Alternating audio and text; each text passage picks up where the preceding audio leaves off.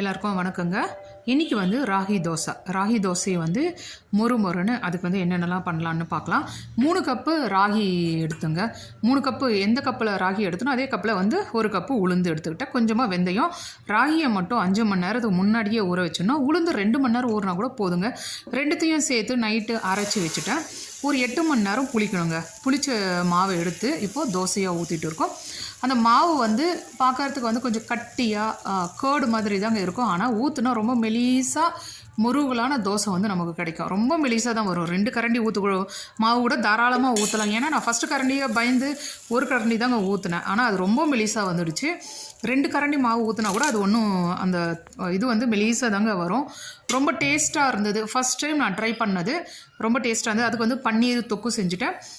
பூசணிக்காவும் சுரக்காவும் சேர்ந்து நான் பொரியல் பண்ணி வச்சுருக்கேன். ரொம்ப நல்லா இருக்குது, டேஸ்ட்டாகவும் இருக்குது. ஆனால் நிறைய புளிச்சிடும், சீக்கிரமாக புளிச்சிடும். கொஞ்சமாக பண்ணிக்கோங்க.